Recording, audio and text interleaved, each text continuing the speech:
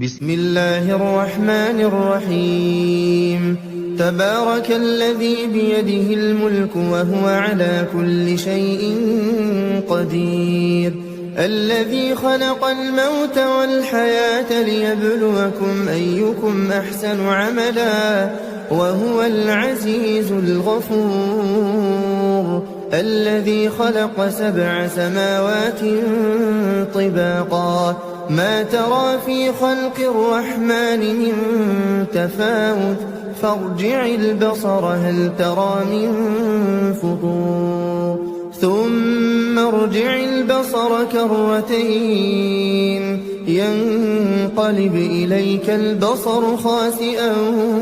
وهو حسير ولقد زينا السماء الدنيا بمصابيح وجعلناها رجوما للشياطين وأعتدنا لهم عذاب السعير وللذين كفروا بربهم عذاب جهنم وبئس المصير إذا ألقوا فيها سمعوا لها شهيقا وهي تفور تكاد تميز من الغيظ كلما ألقي فيها فوج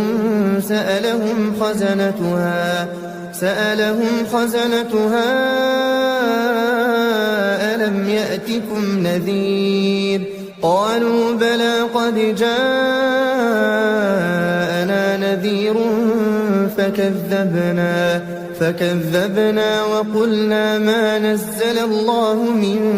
شيء إن أنتم إلا في ضلال كبير وقالوا لو كنا نسمع أو نعقل ما كنا في أصحاب السعير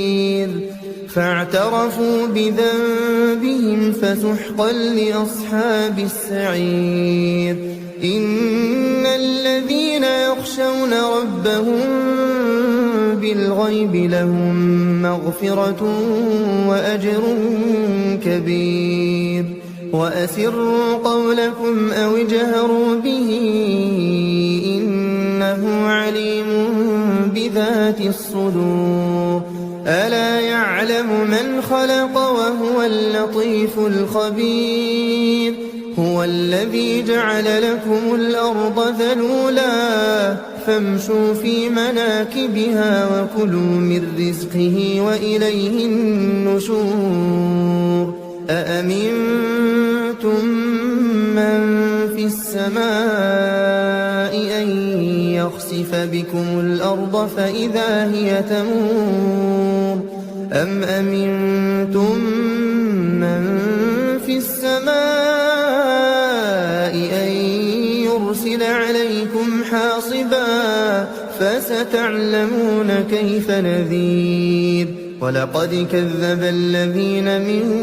قبلهم فكيف كان نكير أولم يروا إلى الطير فوقهم صافات ويقبضن ما يمسكهن إلا الرحمن إنه بكل شيء بصير أمن هذا الذي هو جند لكم ينصركم من دون الرحمن إن الكافرون إلا في غرور أمن هذا الذي يرزقكم إن أمسك رزقه بل لجوا في عتو ونفور أفمن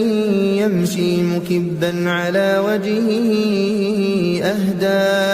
أهدى أمن يمشي سويا على صراط مستقيم قل هو الذي أنشأكم وجعل لكم السمع والأبصار والأفئدة قليلا ما تشكرون